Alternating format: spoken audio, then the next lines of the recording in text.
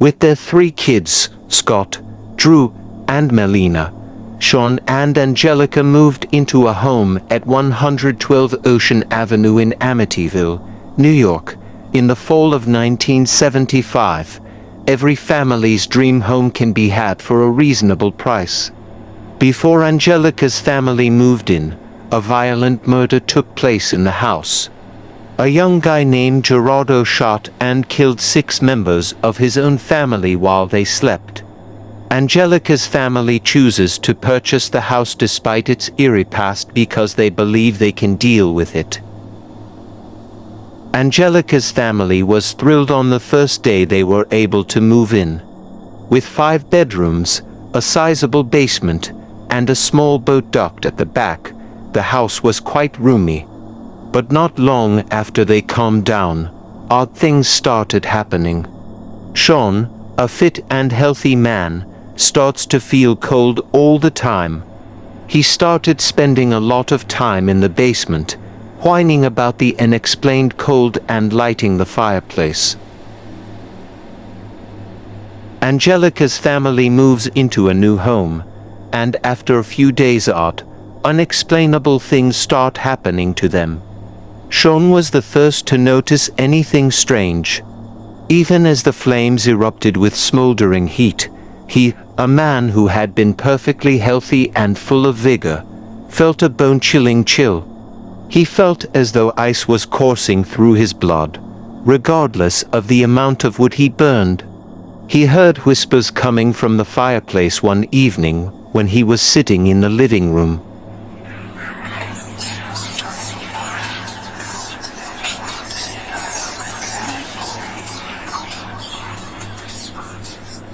The voice sounded like a lot of people speaking softly, but he was unable to make out what they were saying.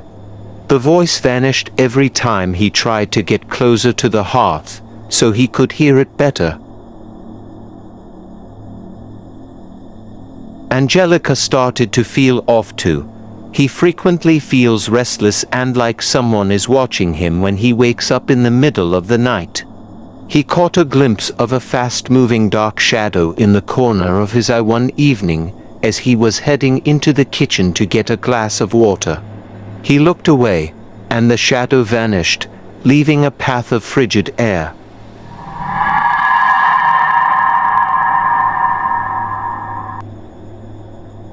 Something felt off in Angelica's neck one other night. He felt like an invisible hand was clutching his neck as he woke up with a stabbing agony. When she hurried to the restroom and peered into the mirror, her face was changed into that of an eerie old lady with sunken eyes and wrinkled skin. Angelica was enough alarmed by this brief shift to be terrified for several seconds. Their kids, Scott and Drew, also had strange experiences. Even at night, when nobody was around, they frequently heard footsteps in the corridor.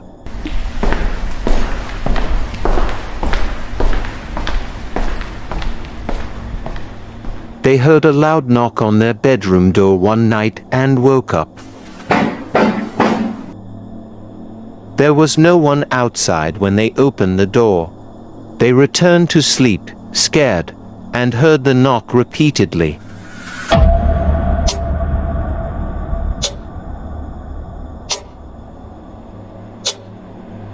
The most terrifying experience was when they started to sense someone was standing close to their bed while they slept. They perceived this presence as being extremely icy and menacing, yet each time they opened their eyes, they were faced with nothing.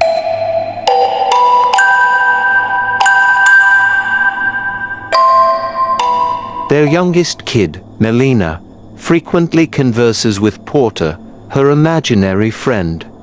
Sean and Angelica initially considered Porter to be a childhood imaginary buddy. But they were uneasy when Melina started describing Porter as a giant pig with bright red eyes.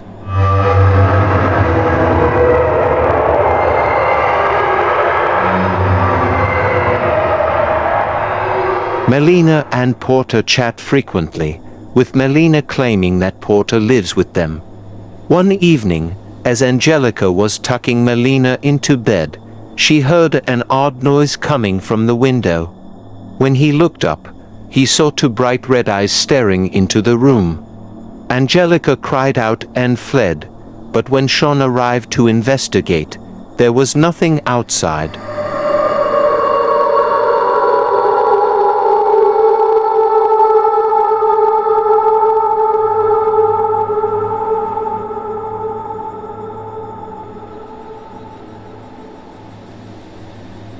Another occurrence that haunts Angelica's family is the stench that spreads throughout the house. It smells strongly of sulfur or carrion and usually appears out of nowhere. They have attempted to clean the house and find the source of the smell, but to no avail. It starts in one room, spreads to another, and returns virtually daily, leaving the family feeling extremely uneasy. The discovery by Sean of a secret area in the basement that wasn't shown on the house plan was one of the creepiest incidents. The room was tiny, with no windows and crimson-painted walls. Sean sensed immediately that something was off when he walked into the room. He had the impression that there were unseen eyes watching him, and the air in the room felt dense and oppressive. Harry, the family dog, who is often bold, declines to go near the room. Whenever Sean attempted to get him there, he would growl and retreat. Angelica's family feels more and more alone as they search for a reason for these happenings. They are unable to tell what happened to a neighbor or acquaintance without coming across as insane. For fear of being viewed as weird or insane, they start to avoid discussing those experiences with anyone outside of their home. They were more terrified and desperate as a result of the growing terror they were experiencing within the house. Their mental and emotional well-being starts to suffer from the ongoing stress and anxiety. Angelica is confused, depressed, and frequently breaks down in tears for no apparent reason. Sean grows increasingly agitated, particularly at night when the enigmatic chill becomes more palpable. Youngsters are growing more and more reticent and fearful. They are reluctant to share their stories for fear of upsetting their parents. Angelica's family is starting to believe that they are not just dealing with unusual occurrences, but also something wicked, as these events are about to reach their climax. They sense someone watching them, waiting for a chance to strike.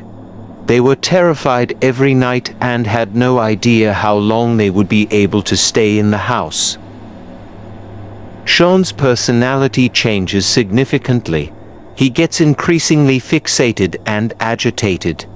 For some reason, Dad began yelling at the kids and at Angelica. He was increasingly fixated on the home's fireplace, acting as though fire was the only thing that could make him feel better. In fact, he quit his job and devoted his days to maintaining the fire and cutting firewood. Sean also starts to get fixated on how tidy the house. He turns into a stickler for detail and becomes extremely sensitive to any irregularity. Angelica would frequently find her husband investigating every nook and cranny of the house after dark. Angelica once attempted to get in touch with a friend who was a priest to get advice on her home. Pastor Jonas, the priest, arrived to carry out the blessing ceremony. But when he started to bless the house, an odd thing occurred. An odd cold ran down his spine, and he heard a booming voice exclaim, "Get out of here, After cautioning Angelica's family not to stay there, Pastor Jonas promptly leaves the home. The odd happenings continued after that. One evening, Angelica discovers their kids dozing off face down in bed with their arms tucked behind their heads, exactly how the DeFeo family was discovered when they were killed. This gave Angelica great anxiety. The worst night of their lives, one that will live in their memories forever, was the final one that Angelica's family spent at their house at 112 Ocean Avenue. All of their past experiences in the house come to a head in a terrible sequence of events that are supposedly planned by the evil entities that call the place home. The atmosphere in the house was very different that night. It felt like there was an invisible fog engulfing the entire house, and the air was much heavier than usual. Even though he was wearing thick garments and had already started the fireplace, Sean felt a much more penetrating chill. Sean was not only icy, but he also sensed something seeping into his thoughts, causing him to become restless and irrationally angry. Angelica woke up in discomfort in the bedroom. He spotted a shadowy figure hovering over his bed as soon as he opened his eyes. Though its shape was vague, the shadow had a terrifying presence. Angelica felt the shadow waver and then vanish, leaving her overcome with panic. He woke Sean up right away, but before he could say anything, their room's door smashed open. It appeared as though a cyclone was approaching the house from within.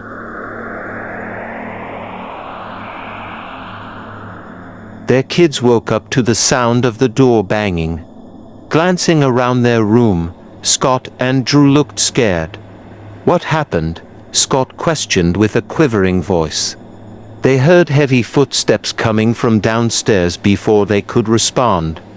Those footsteps had the sound of massive, powerful footsteps.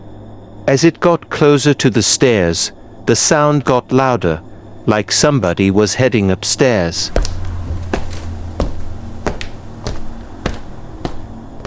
The kids instantly fled to their parents' room in search of safety. They were all assembled in the room when they heard an odd laugh coming from the direction of the stairs. The laughter sounded more like that of an unidentified monster than it did like that of a human.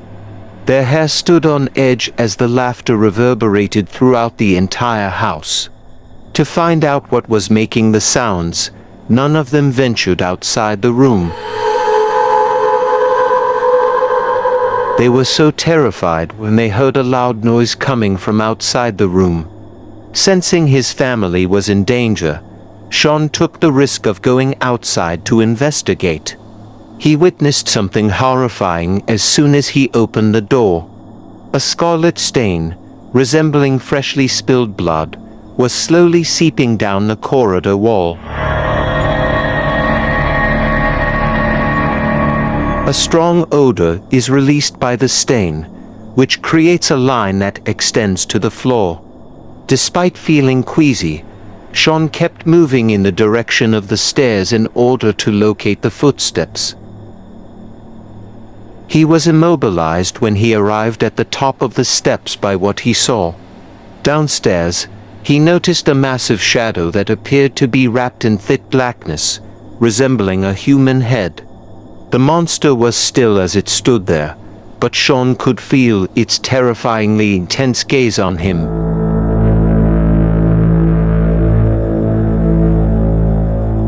He opened his mouth to speak, but nothing came out. Abruptly the thing moved, taking an unusual step forward that seemed to be sliding across the floor. Angelica, who remained in the children's room, started to hear odd noises coming from the mirror. When he turned to face the mirror, he saw an image of himself that gave the impression that he was screaming in agony. The shadow, however, did not mimic the original action. Instead, he gave Angelica a heartless, icy stare. Then the mirror suddenly shattered, sending shards of glass flying throughout the space. Despite being extremely afraid herself, Angelica attempted to soothe the youngsters as they cried out in terror.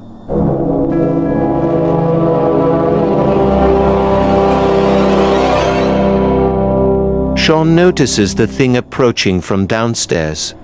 His legs felt heavy, as if they were cemented to the ground, and he struggled to move. At last the thing came to a stop directly in front of him. There was a fouler stink Sean could detect, a smell like rotting flesh and blood.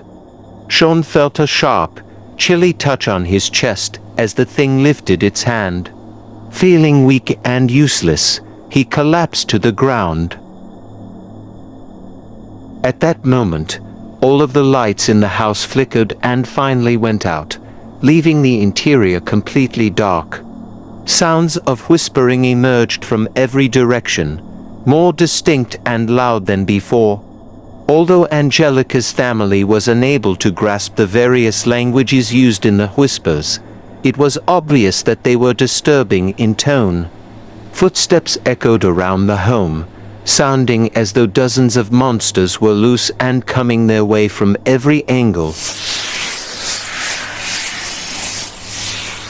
In the dark, Angelica grabs her kids and heads in search of Sean.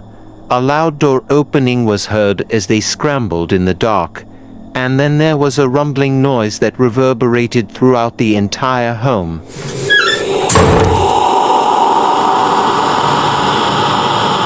It seemed more menacing and heavier than the sound of flowing water. At last, Angelica discovers Sean unconscious on the hallway floor. When he attempted to wake her, Sean was only able to murmur incoherent phrases. The home started to tremble as the rumbling sound got louder. The house's walls squeaked, as though they were going to fall apart. The family felt as though something sinister was surrounding them, since they could hear whispers, laughter, and footsteps more than before. Abruptly, a basement door slammed open, and a bitter cold wind blew into the house, carrying with it a foul smell.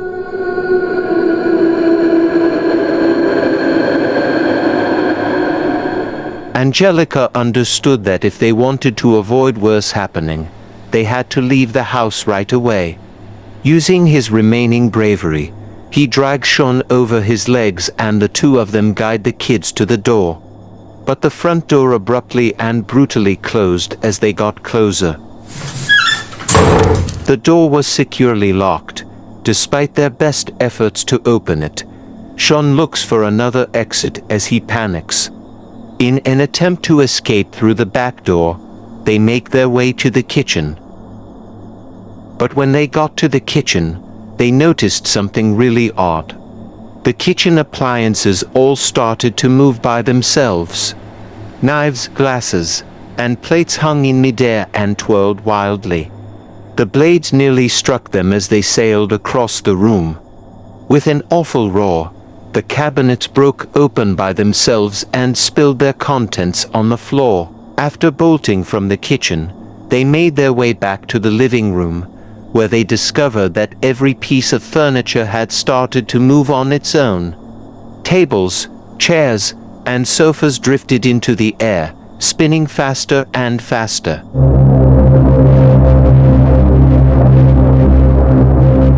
They eventually succeeded in opening the front door and fleeing the house in a panic. They could feel a powerful, chilly wind whipping around the house outside, almost like a hurricane. Their car was parked in the front yard, so they hurried to it and got in it right away. Sean attempted to start the automobile, but it refused to start. The noise inside the home continued to get louder, as though something massive and terrifying was getting closer to them, yet he persisted in attempting.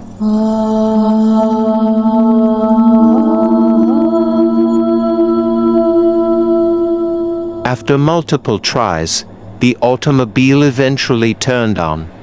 With a sharp depress of the accelerator, Sean sped them out of the home. As they turned to leave, they noticed something horrifying. The home appeared to be alive, its windows flashing crimson like vengeful eyes. Up until they left the street, there were rumbling noises and a general trembling of the building. The family of Angelica never came back to the residence. The majority of their possessions were abandoned and were never recovered. They experienced nightmares and a protracted restlessness after that night. They were aware that they had fled an extremely deadly and evil entity that they had no desire to confront. The climax of all the horror they encountered occurred on their final night at home in Amityville. It was an event that deeply affected them and went on to become one of the most well-known horror tales in America. Even though they were only in the house for 28 days, their visit had a lasting impression. Angelica's family moved about after abandoning their Amityville house and eventually settled in California. The media and those who have doubts about their accounts continue to be their biggest problems. They continue to stick to their version of events, insisting that what they had in the house was genuine. One of the most well-known haunted house tales in America is the Amityville Horror. This story is captivating even if many people question its authenticity. Even though it has undergone multiple renovations and sales, the house at 112 Ocean Avenue still stands today. The folklore surrounding the house endures, making it one of the most well-known horror stories in the world, even though other families who lived there did not report experiencing any comparable weird happenings.